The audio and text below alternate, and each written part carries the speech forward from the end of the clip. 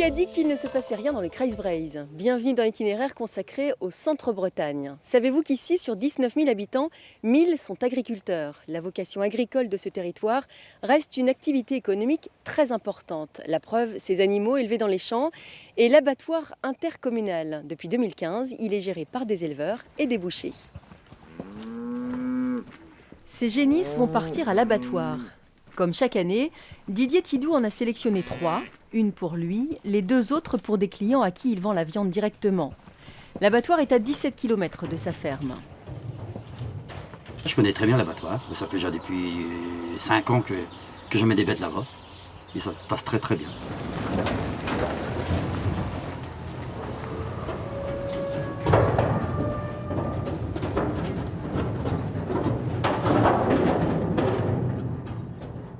On va les tuer demain matin, après ils vont rester en chambre froide pendant des jours. Et puis Jacques, après, il va aller les découper chez toi. Il va les charger dans son camion et puis il ira découper directement à domicile, quoi. L'abattoir a bien failli fermer. Mais depuis 2 ans, il a été repris par des éleveurs et des bouchers. C'est une société coopérative, une structure presque unique en France pour ce type d'établissement. On a des très gros abattoirs qui se sont développés, des très grandes structures en Bretagne. Et en fait, plus les structures deviennent grandes, plus il y a des petites niches à occuper par des petites structures. Et nous, c'est notre cas. Et ça va dans le sens des circuits courts, de la proximité. Et les gens sont demandeurs. Le jarret, comment vous voulez. Soit je le coupe en tranches pour faire de l'ossobuco en ragoût, c'est très bon aussi. Ouais. Comme vous voulez. Ouais, tu fais ça. Ossobuco. Ouais.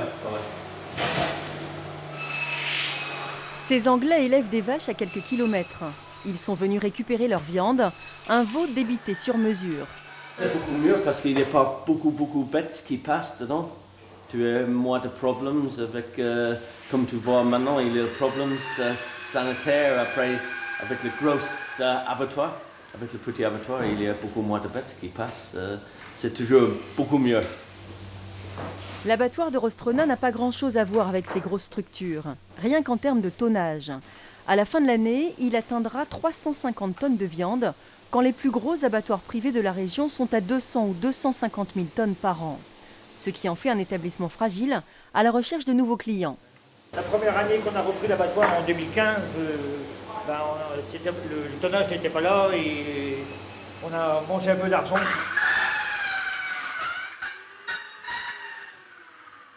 Un peu d'argent. En 2016, on a eu des travaux en mois d'août qui nous ont, pareil, au niveau finance, ça nous a coincé un petit peu. Mais bon, aujourd'hui, si on remet à plat 2017, normalement, on devrait être bon financièrement. Cet abattoir intercommunal est l'un des seuls à fonctionner encore dans le centre-Bretagne. Ses 4 salariés espèrent qu'il a de beaux jours devant lui. Il mise notamment sur le développement de la vente directe. Au siècle dernier, Rostrona était connu pour ses foires aux bestiaux et son marché au cadran. Aujourd'hui, il n'existe plus, mais regardez ces images, elles datent de 1965.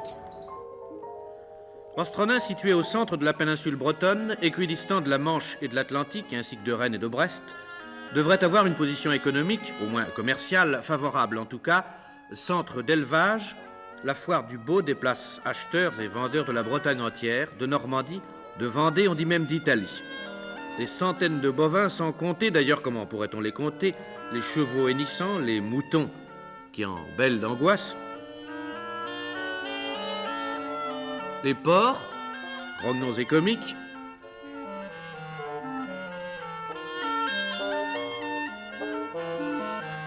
Les lapins qui ne disent rien et n'en pensent pas plus.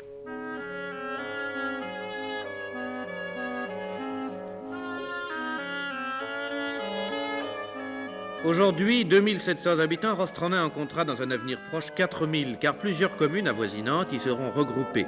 Grands projets tels un collège technique de 700 élèves de plus d'1 milliard d'anciens francs, un collège agricole aussi et une nouvelle usine.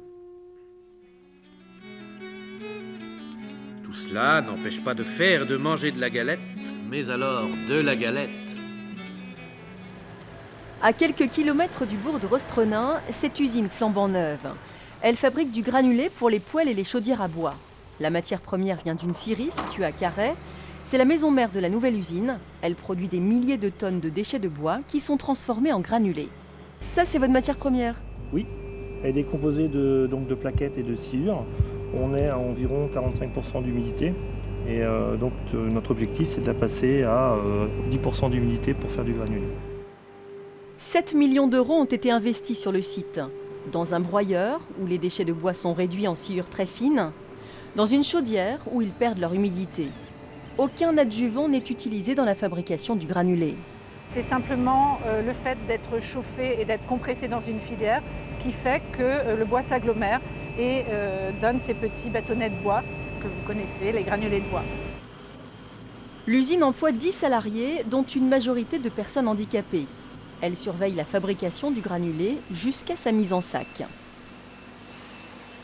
Le pellet, je connaissais déjà, mais j'avais jamais travaillé sincèrement dans une usine qui construisait le pellet. Je savais même pas du tout comment on le faisait.